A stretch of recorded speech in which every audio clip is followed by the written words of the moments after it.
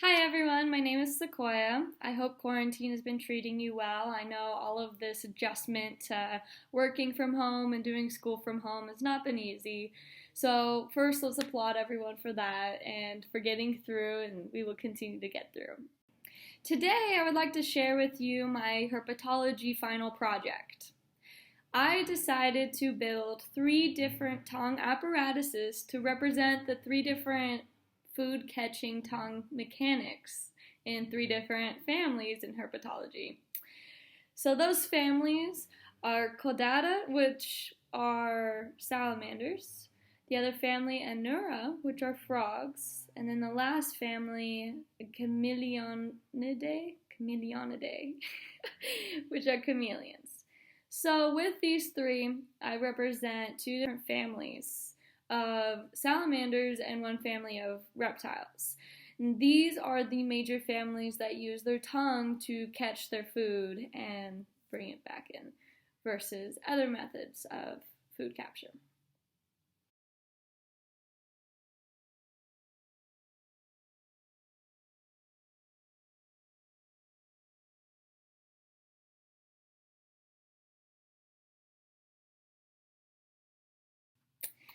So, for the chameleon tongue, first things first, we got a paper towel tube. I punched a hole up here about an inch inside the tube and I tied a rubber band. I accidentally broke the rubber band, so, tied this rubber band. I also put in a slit, which I will show you in a minute. So at the end of the rubber band is a chopstick. There's a bunch of string wrapped around it. I know it's a little sloppy, but it allowed to get tight enough between the rubber and the bundle of string, so it is very solid. With this joint at the end of the string, I have a 3x5 card that's rolled up and duct taped. There's actually a gap in the duct tape, so that way there's a good edge for the string to tie onto without me having to tape on the string. The way this works and assembles is this tube with the string. First, the chopstick goes through in the middle. This tube is to represent the actual muscles of the tongue, so it has rings of sphincter muscles. These, on an actual chameleon, would all squeeze rapidly down and launch it off the bone, which is used to aim towards the prey. So our tongue, bone, both of these are going to go into basically the mouth. Now, because I had a harder time representing more of the bone structure, I took this paper clip, I straightened it out, I made a little hook on one end, and it's still folded in the middle. So with this, it actually goes into that slit, make it so it is facing this way, which means that the hook is going to be able to pull the chopstick back.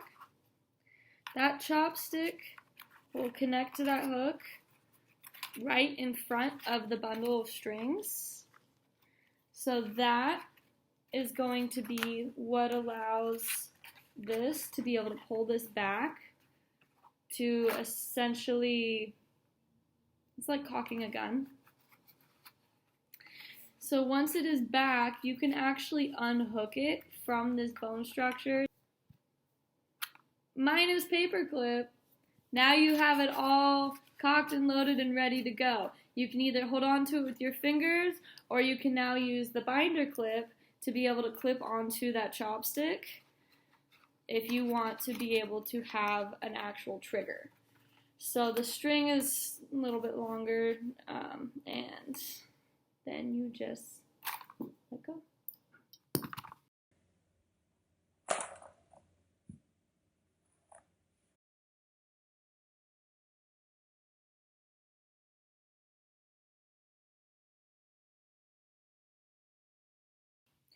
So then the next tongue I have is our frog tongue.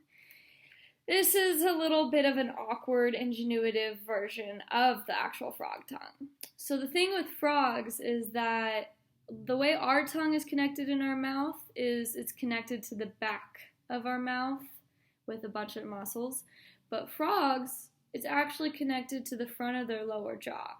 So their tongue would flip out like this and then come back inside versus, Anyway, so to represent this, I got 4 3x5 cards, I rolled them up, and I duct taped them together. These collowed the tubes.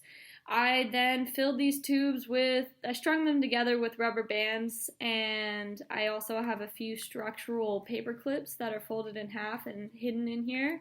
I have one at each of these lower points in the jaw, and then I have one at the lower point of the jaw because I needed something solid to connect this spring to. The spring I actually got from inside of a pen, one of those ones that click. I'm sure just like me, I'm sure a lot of you also played with pens, taking them apart and playing with the springs especially.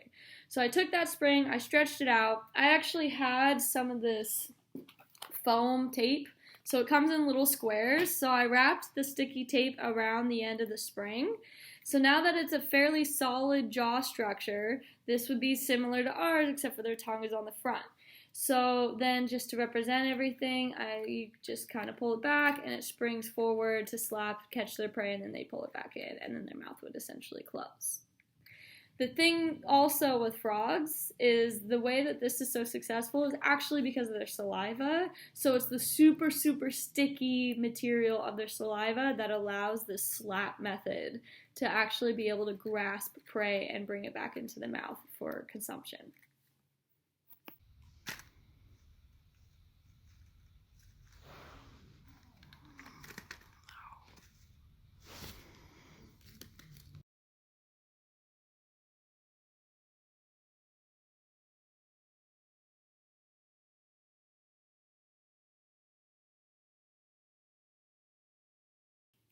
So now for the salamander tongue, I decided to use one of these, party going.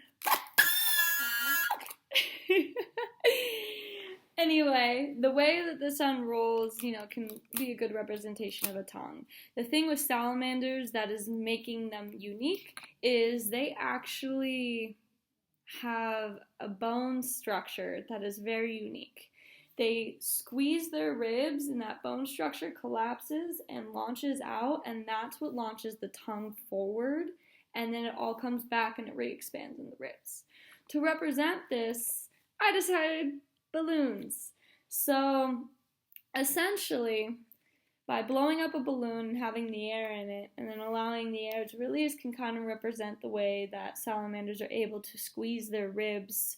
Now, granted, I am using air to demonstrate this project or this family, but in reality, it is a complex, flexible bone structure. To also give better idea of body placement of how everything should look, I decided to build a little bit of a jaw apparatus. I got 2 paper clips, I unfolded them, straightened them out, kind of rounded them, so there's 2 of them. I also got a 3x5 card as a base and then string and tape to keep the corners up and keep it taped. So this is essentially my jaw. It could essentially close, that's the jaw, this is all the lower jaw, and the string is just to help represent the back. So then essentially the tongue would be here within our jaw, and then the balloon is then in the ribs in the body. So this is what our tongue structure is like. And that is what I have to